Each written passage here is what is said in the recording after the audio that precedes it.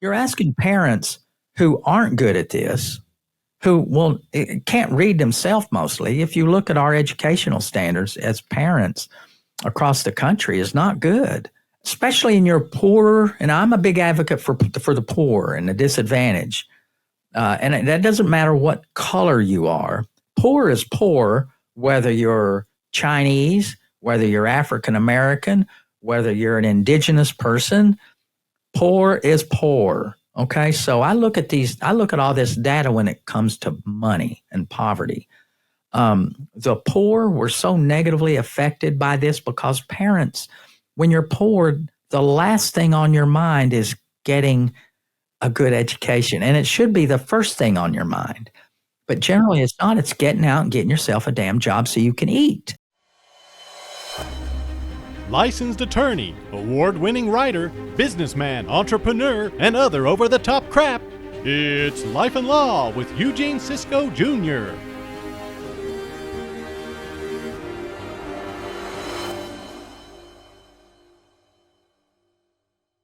Welcome back to another episode of the Real Life and Law podcast, where life and law collide. I am Katie. I'm the one always asking the questions. And as always, I am joined by Eugene, the one answering the questions.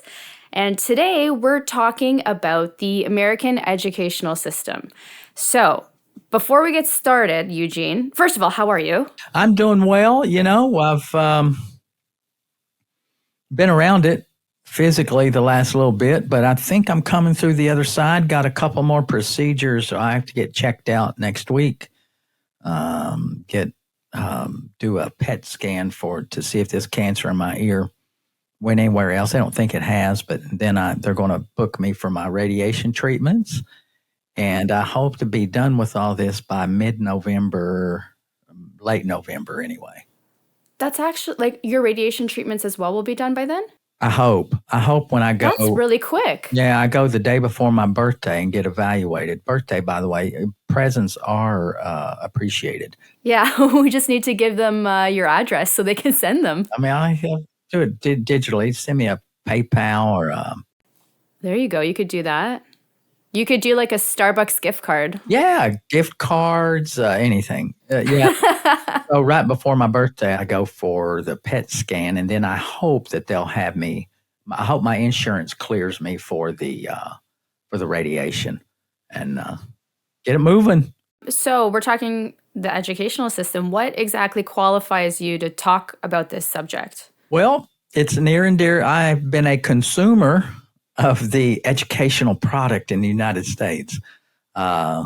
Compulsory education in the United States been around forever. So I've not only been to public schools, I'm also a certified high school teacher, 7 through 12. I have my certification in 7 through 12, middle school through high school. Oh my gosh, I didn't know that. Yeah. And then I'm a certified guidance counselor, 9 through 12. Yeah, the very first job I had was, the very first job I had was working in a mental health clinic. Then I left that job and started substituting. I wanted to become a full-time teacher. And so I subbed a lot. I'm a substitute teacher. So I've been in a lot of different school systems, a lot. When I was substituted, I was probably in 5 or 6 different school systems across different states. Primarily, though, in West Virginia and Kentucky. So, and subbed in both of them. Never did full-time teach. I always said the teaching profession did me a great service when they didn't hire me. And I began to do some stuff that led to what I'm doing today as an entrepreneur and grant writer and then a lawyer. So, I love teaching, and I still find a way to teach now. Well, you teach on TikTok. Yeah, well, exactly. I think that's what that is. That fills that niche of mine to kind of give people information. Mm-hmm. I think I have a different way of putting things that makes it exciting. But to kind of get to the point of the questions, I honestly think that, and I also have children, and grandchildren. So I have seen every facet of the American educational system. I've also have a disability. with my vision. Most of you might know I've not been able to read the printed word unassisted since about, maybe the 5th grade. And when I mean unassisted, it's not just glasses. Regular standard glasses don't help me. I wear something they call low vision glasses, which really weren't around until after, oh God, I got my first pair of low vision glasses. I was probably almost 30. So I have been on all sides of what I would consider to be the educational spectrum, as a student, as a parent, as a grandparent. And also as a teacher. And guidance counselors are somewhat of administrators. So I'm a certified guidance counselor as well. And I just had an occasion to get inside a lot of school districts, a lot of buildings, talk to a lot of principals. So, man, I have been around education. I've studied it. I've researched it. I've looked into it. I've just given it a ton of thought. So I believe that I'm as qualified to talk about education as anybody else. Anybody else. Well, you proved it to me, at the very least. I've seen it. I've done it. I've been in enough to where I see what works and what doesn't work. And so that's kind of the long answer to that question. Yeah, that's okay. Well, on that note, what works, what doesn't work? Anytime we ever hear, for the most part, the media, on the news, journalists on the news, or even just regular people on social media talking about the schooling system in the States, it's usually somewhat of a negative story. But surely there has to be some positives to the schooling system. So before we kind of dive into the negatives, are there any positives that you feel come out of the system? Yeah. Now? Yes, now. I guess we should talk about present day. I would be hard pressed to say that there's a whole lot of positive. If you just stand it alone and you let that educational system work without any kind of interference with a parent, which is really what a lot of our systems are going through now. They don't want parents to participate, which I think is a huge flaw, which we can get into later. Mm-hmm. It does a terrible job. The only thing about it is it's free. And a lot of times when crap is free, you get crap, right? I mean, right. When someone offers you something for nothing, you're generally not going to get a good quality. And I think our educational system and the data kind of shows that through. So if I had to be totally honest and objective, there's not a whole lot right with it except that it's free. I think so. Having said that, I think it matters that where you're at, if you're in a big urban area, if you're in a big city district, if you're in a district that is heavily reliant upon a teachers union, your schools are going to suck. If you're in a area where the teachers unions aren't as strong and aren't as powerful, your education, the educational product that school district or system delivers is going to be better. The outcomes are going to be better. The data shows that as well. And I'm a product of the public schools. So all of these people that are products of the public schools, if they're successful, they've done it in spite of the system. Mm. I hate to say it that way, but that's the way that it is.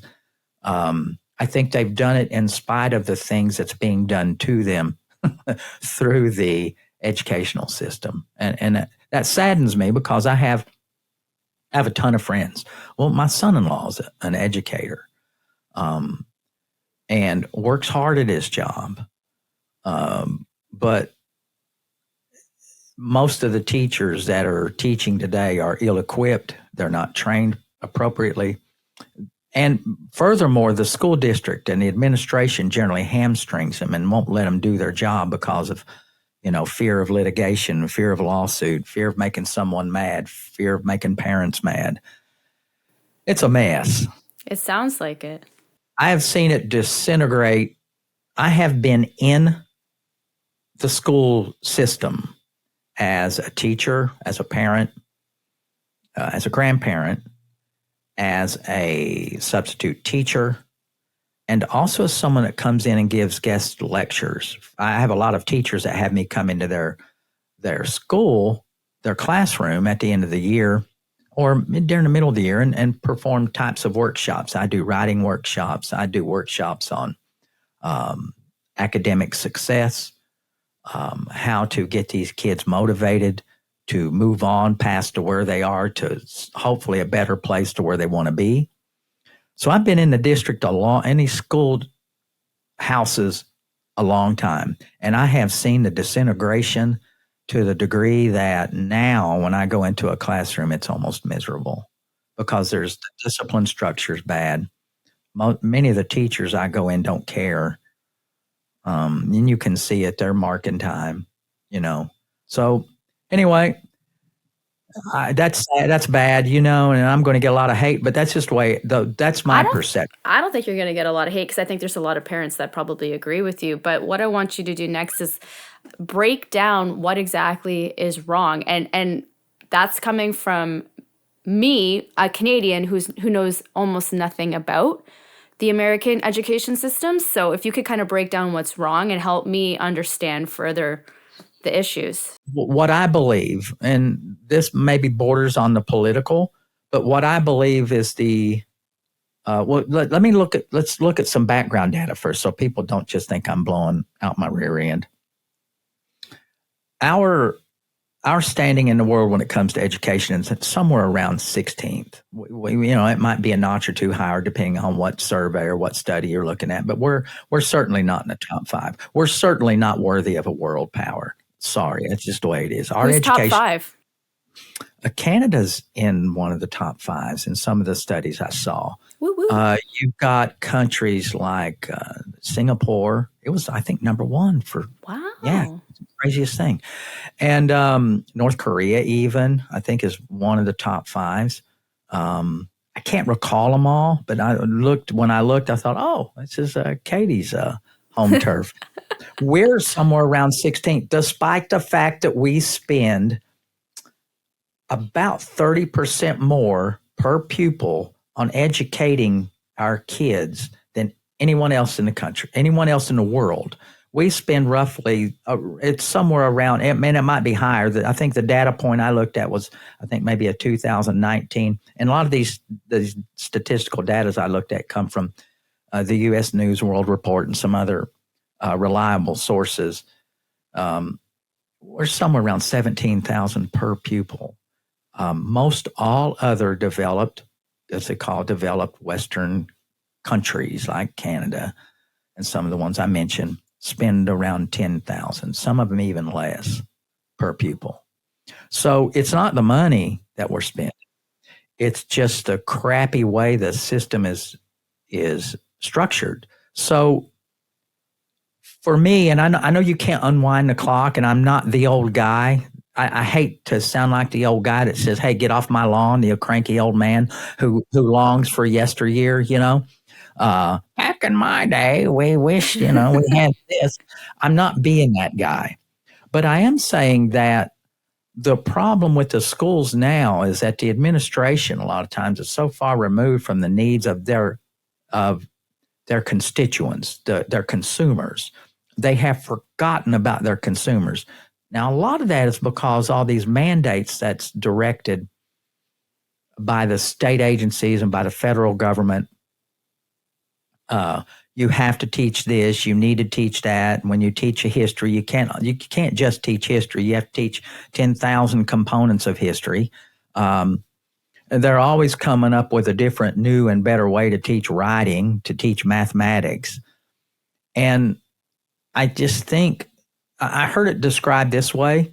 The educational system in the United States is a mile wide, but it's only an inch deep. You go back 30 years ago, and it was narrow and deeper. So it's just a simple example. When I was in high school, you were only required 18 credits to graduate, 18. You could conceivably graduate with all of your basics and a few other things that you wanted to study with a high school diploma, general high school diploma in 3 years. You could take 6 classes a day. We only had 6 periods at that time. You could take 6 classes a day. The classes were longer. The day was the same, but the classes were longer because there weren't as many of them. So you could take 6 classes a day for 3 years and graduate with a diploma. Now it's required. I've lost track. It's somewhere in the mid-20s now. The class periods are shorter. There's more classes, more requirements. And so they're not getting as deep into a subject as they did 30 years ago. Okay. You take someone with an 8th grade education of my father's generation, they had zero problem reading. They had zero problem with walking around math, what I call walking around math, basics, mathematics skills. Mm-hmm. No problem with any of those things. They had no problem with problem solving. Today, you could take someone with a high school diploma and they're having problems. Our reading levels are roughly 2, sometimes 3 grades. On all of the countries that are above us in educational ranking, we are about 2 grade levels below them in almost every metric, every subject. And so I think teachers' unions play a big part in that, if I have to say what's wrong with it, because again, if you look at the data, it's pretty clear. Because the teachers' unions aren't an advocate for the student. And a lot of people, and I noticed during the pandemic, a lot of my friends were talking about these teachers' unions and how they were supporting the schools. That is the biggest crock of crap ever. A teachers' union, and I don't fault them for it, a teachers' union is to cover the teachers, hence the name teachers' union. Mm-hmm. They are an advocate for the teachers. There is no advocate for the parents. There is no advocate for the students. Now, in each school, you have the parent organizations, you have little student unions. Your parents and these parent organizations should be the advocate for their student, but oftentimes they don't have a say-so on what goes on in the schools. Right. The teachers' unions have a stranglehold on all of this, and their priority is not the students.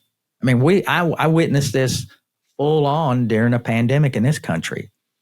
You know, the teachers' unions in a lot of these very large districts across the country where they had a big foothold and where they had a lot of political clout shut down the schools. Well, they shut them down because they said originally they were afraid. Well, it wasn't really that they were afraid. They just used that as leverage to get money. Well, we need more money so that we can fix and sanitize the school districts, despite the fact that the data was pretty clear. The kids weren't transferring COVID in the classroom, and that data is pretty clear. Kids were safer in school at the time than they were at their home a lot of times, in a lot of cases. And kids weren't really a target of COVID. Kid death for COVID was rare, still is rare. I think as of today, even in our state of Kentucky, there might have been two kids under the age of 18 that died from COVID. Now, a lot of them had COVID when they passed, but COVID wasn't the contributing factor. And that's the way it was all across the country. Yet still schools were shut down because the unions had such a control in some of these larger cities. They shut the schools down for almost 2 years. So were they doing online education? And that was a farce. Man, I saw that coming 10 miles away. Yeah. You're asking parents who aren't good at this, who can't read themselves mostly. If you look at our educational standards as parents across the country, is not good. We especially in your poorer, and I'm a big advocate for the poor and the disadvantaged. And that doesn't matter what color you are. Poor is poor, whether you're Chinese, whether you're African American, whether you're an indigenous person. Poor is poor. Okay, so I look at all this data when it comes to money and poverty. The poor were so negatively affected by this because parents, when you're poor, the last thing on your mind is getting a good education. And it should be the first thing on your mind. But generally it's not. It's getting out and getting yourself a damn job so you can eat. You got to eat. You got to put a roof over your head. So on the hierarchy of needs, if you're poor, eating is number one. Mm-hmm. And so education is one of those things that you'll get around to doing and you never do. Yeah. So if you're poor, the data is somewhere around 3% of the population that come from a household income of less than 20% actually go on to college and get a degree. Actually, it's like a 1.5%. 3% actually go to college. About half that number actually get a degree. So among the poor, having a bachelor's degree or higher is extremely rare. So you're asking all these people who, some of them can't spell cat, and I still see people like that. You're asking them to teach their child.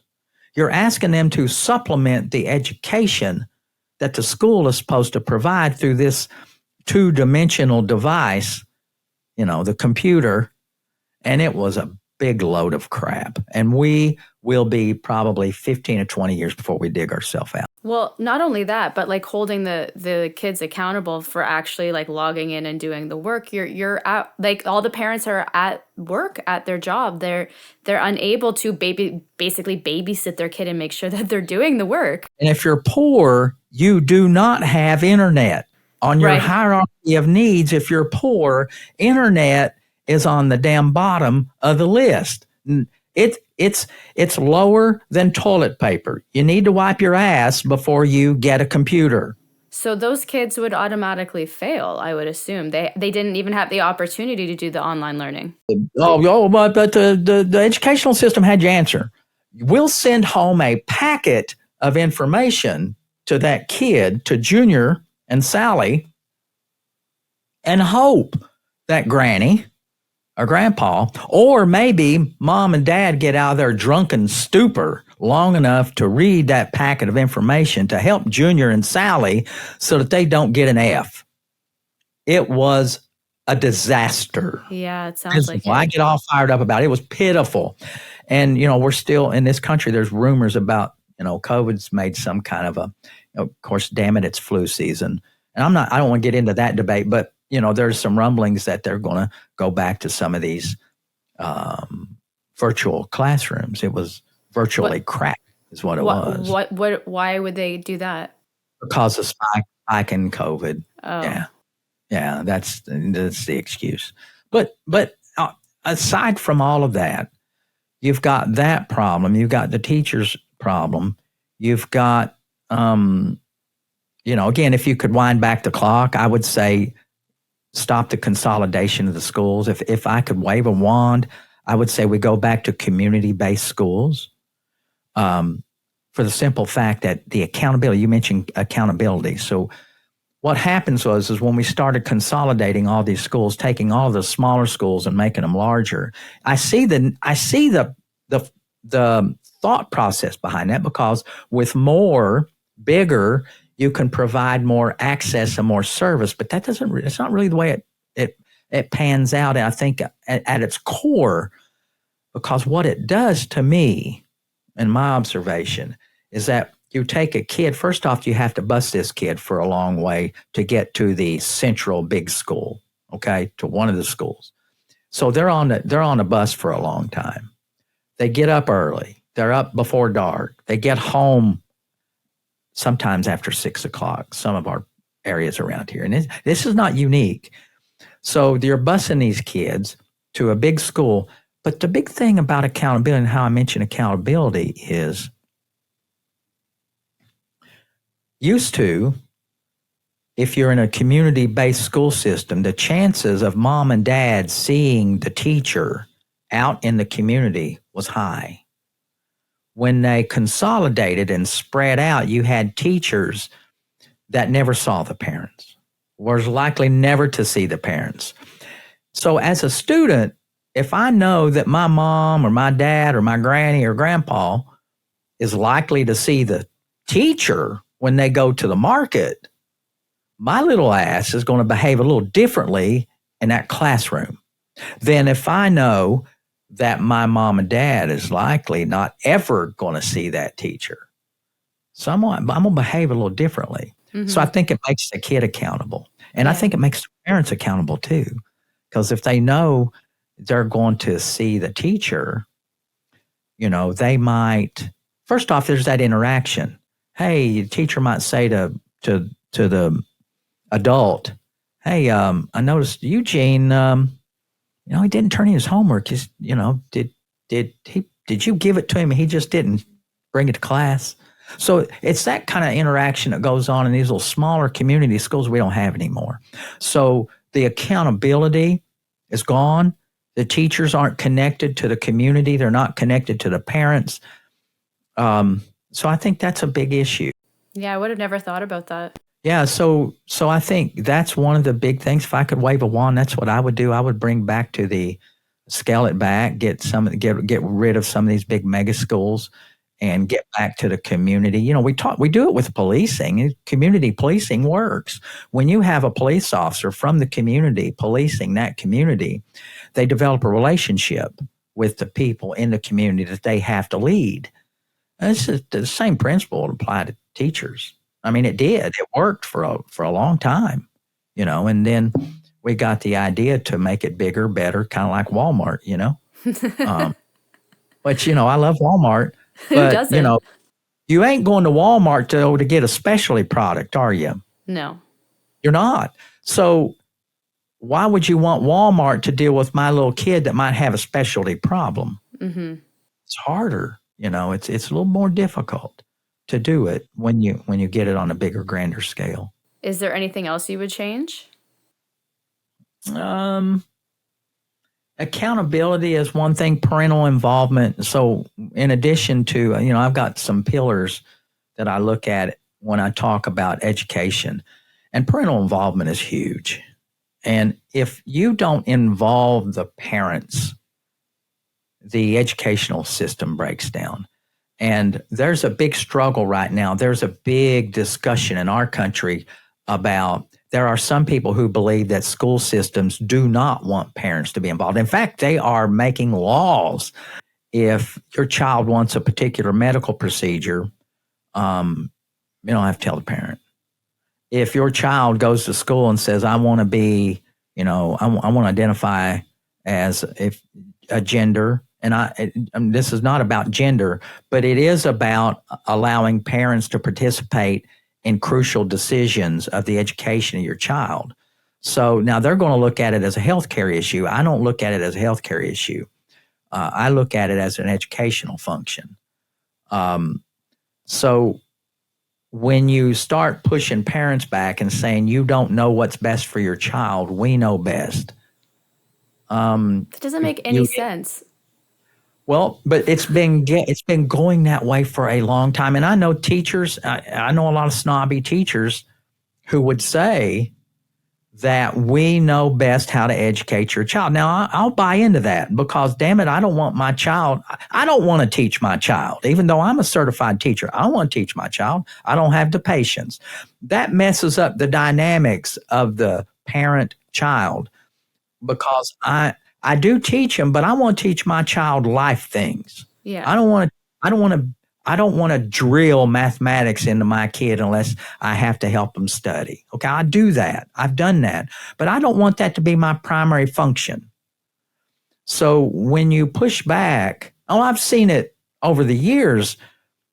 School districts will have parent-teacher meetings at 3:00 in the day, at 4:00 in the day, at 5:00. What are parents doing mostly at 3, 4, and 5? They're working. They're working. So they structure these daggone activities to where you can't be there. And now with the schools kind of on perpetual lockdown because of gun violence, they have made it almost impossible for a parent to go into a classroom and talk to a teacher. Teachers don't want to talk to the parents. I've seen it with my own eyes. They don't want to talk to them. So they push them back. They just don't want them in the classroom. Even though they say they do, they don't want them there. I know it. I kind of understand that. Like the teacher, that's their profession. They know how to teach. That's why they're doing it. And I feel like they probably could talk about every single time they have like a parent-teacher meeting. Every single parent is difficult in their own way. It's probably very stressful. So I kind of understand where they're coming from. And the parent doesn't need to be in the actual classroom, but I think the communication between the parent, the student, and the teacher should be there. Like there should be an open communication. And the fact that you said that in some states, they don't need to tell the parent certain things, that I don't agree with at all. So when I say in the classroom, what I mean is that collaboration. Okay, that collaboration. I don't want a teacher when I taught, and I love teaching. I would hate it to have some popover John teacher parent coming in every other day. I'm not down with that. You can't. That disrupts the learning environment. Yeah. What I do mean is that truly having a welcoming environment for that parent that wants to develop a dialogue for their kid. So what happens is that parent that comes in and talks a lot and is concerned about their child, you know what they do to that parent? They label it, they got this label as helicopter parent. Now, why would you call a parent something like that? Because they're all over the place. I don't know. Just scare them away. No, a helicopter is that like hovering. Slap a pejorative on somebody. It's like calling someone a racist. The moment you call someone a racist, what happens to the conversation? It shuts down. So you've got a parent that's well-meaning that wants to be in there and be involved and participate. They call that parent helicopter because they're concerned. What it is, they don't want that parent around. They don't want that parent. People are weak. They don't have enough in it of themselves and confidence in what they're doing to support. So if you have a confident teacher, he is going to welcome, or she is going to welcome that scrutiny, going to welcome that question. Why is my son this? Why did you do that? Most people don't like that. So instead of being confronted with those kind of issues, they keep that parent away and they don't want them there. So parental involvement is just huge. Accountability is one. The second biggest thing, if I could wave a magic wand, is making teachers pass some type of competency test, making them have continuing education, not just that crap that they do, that incestuous kind of stuff that they do now. They have these teacher education days where they have some teacher within that classroom talking to their peers about something they should be doing. Ain't nobody listening to that. Again, like we talked about earlier, you got to have an expert, right? You got to have someone that's 25 miles out of town carrying a briefcase, talking to those teachers so that they sit up and pay attention. Well, this is a new guy. This just isn't Eugene blathering on. We hear Eugene every day. Mm-hmm. This is different. So I would do continuing education, make it mandatory. I would make a teacher every 2 to 3 years pass a competency test. We make our kids do it. Make a teacher pass, but you know why that isn't done?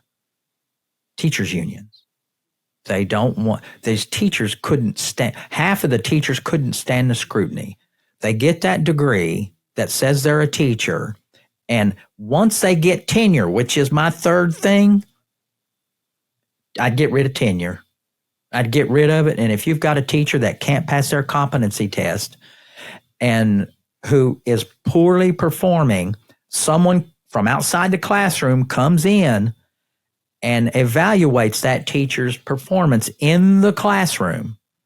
You do 2 or 3 of those a year. You have eyeballs on that teacher randomly. Someone just pops in and judges you critiques you, not judging is probably a little harsh, but critiques you, gives you a score. You take that score, you take their competency test, and you reevaluate their contract. And then you fire them if they're not performing up to standards. If their subject matter, so performance is in this, you look at their performance, not only on their own test, but say they had 600 math students come through in the last 3 years. And if on those math scores that student didn't, those students on average performed poorly, whose fault is that? It's not the English teacher's fault. It's that math teacher's fault. And you got to so you mix and match, you make that teacher accountable, you get rid of the union so that can happen. You get rid of the tenure. So that way, everyone knows that where else do you have a guaranteed job unless you sign a contract? Nowhere. Tenure is one of the worst things. You see it in higher level education too. So those are the things that I see that are wrong. That if I had a magic wand, I'd fix. And, I think it would make it better. Is there an issue with finding teachers in the States, or do you have a lot of people going to school for this? It's a problem. The teacher shortage is real. It's been going on for a long time. Again, teachers don't get paid well compared to a lot of other professions. Their pay sucks. But yeah, but they always, and the unions will say that we can get better teachers if we increase the pay. That's just crap. You're going to get teachers, but are you going to get better teachers? Probably not. No, it's because they're doing it for the wrong reason. Yeah. Well, money's a good motivator. But there's got to be more than that. You look at their training and all of that. So you give that person, and I think I could go a long way with giving these teachers really good salaries, but I would have to tell that teacher you can't have tenure. We're going to evaluate you every 2 or 3 years. You're going to earn that money, So after you get your tenure, I'm not just carrying dead weight and you're going to quit. It happens. When these teachers in the public schools get tenure, you can't get them to volunteer for ball games. You can't get them to volunteer for extracurricular activities. Oh, they'll bust their ass for the first 5 years until they get tenure. And then once they get tenure, they lay down and quit because they know they can't get fired. You can get a divorce quicker than you can fire a damn teacher. Wow. A bad teacher, a really rotten teacher that everyone in that building knows is pathetic. You can't hardly fire that teacher. I think I saw a statistical data point on that somewhere it takes about 3 years and about $69,000 to fire. Yeah, to fire a teacher in a union. That's in one of these little strong unions. You can't get rid of them. I mean, so I would do those things. I would get rid of the tenure. I would hold the teachers accountable. I would throttle. If I wouldn't get rid of the union. So I want to soften that a little bit. I was a little excited. Unions serve a purpose. Yeah. Okay. But they get in the way time after time. They got in the way of our automobile industry. Legacy employees that's hanging on and legacy costs and all of that drives the cost of an automobile up. It's why we don't have much manufacturing here because the unions have just about killed that industry. They're doing it now. I mean, there's auto workers unions are on strike in this country. And I want everybody to have wages, but the unions are there for their members. I get that. If I was a union leader, I would be the most dogged guy for my client in the world. But the reality sets in. That pie is only so big when it comes to the money. It's only so big. There's only so much money in the educational process. And so if everybody's knocking down 12 figures, you've got teachers that can't afford to buy crayons for their kids. They send home a list. Now, this started probably 15 years ago. Teachers send home a list for parents to bring supplies so that they can have supplies in their classroom. The district doesn't supply that. I can't remember the last time you bought it. You could get a book and take it home. When I was in school, you got your books, you took it home. You don't do that now. You leave them at school because they can't afford to give the kids books. Wow. It sucks. I mean, so I could go on forever, but those are the big things I would do almost immediately that I think would greatly.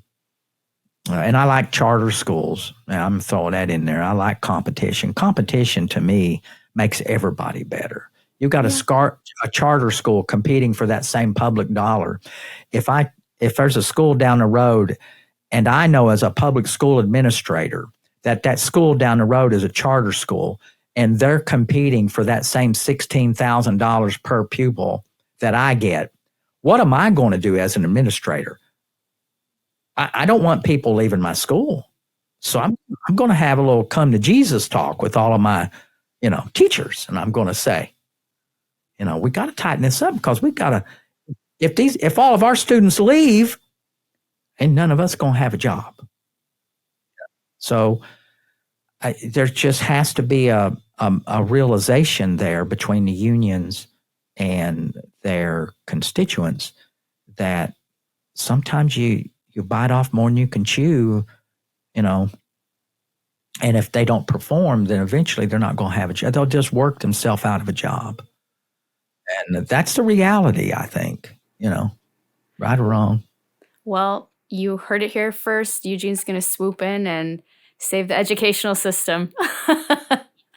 Oh, man, I get all jazzed up. I just love education. I'm very passionate about it. It's one of the things that, again, as I'm just a lifelong learner, I will not ever stop learning. I mean, I read constantly and I think, and I hate it when I see people aren't getting the service, especially when it comes to the poor, because that was me. I didn't shit on a commode until I was 16 years old. And now look at you and look how far you've come and what you've done. Like, it wasn't until today that I realized you're a certified teacher and guidance counselor. Excuse me? What? Yeah. I got 2 bathrooms now in this office. You've come a far way. Yeah. And so I just hate it. And that's one of the things I think I know a lot about. And I would like to see some of those things. And it probably never will, not my lifetime. Although charter schools have getting a big toehold in the landscape of education now. A lot of states are allowing, I think Florida is one, where they're allowing you to take your child to a charter school, and that money goes with you. So that $16,000 or whatever it is for that public education travels with you. So if you're a parent and you want to go up the road to a better school, take a little junior up the road, and the school that you left doesn't get your money. So to me, that's competition, and that makes everybody better. Mm-hmm. Work a little harder. Yeah. I mean, I love it. That's a big deal of mine. But I'm a capitalist at heart, and I love competition. I think it makes everybody better. Well, if you're a teacher and you're thinking you're going to be getting fired, make sure to hit up Eugene. And you can do that by looking at his the link in either our YouTube or Spotify description. He's got a website there. He helps people with a lot of legal services because if you didn't know, he's also a lawyer. Yeah, and I do still go out and do that workshop, my Building Academic Success. I do that workshop. I presented it 3 times last year. There is a fee for it, and it's not on any of our links, but I do that, and I have people ask me still to come and do a parent workshop and even a workshop for teachers. So it all, I do a lot of that because I love talking about education. And if people wanted to hire you to do that, they could just email you? Yeah, send me a message, email me. They can call me. My phone number's on all of our stuff.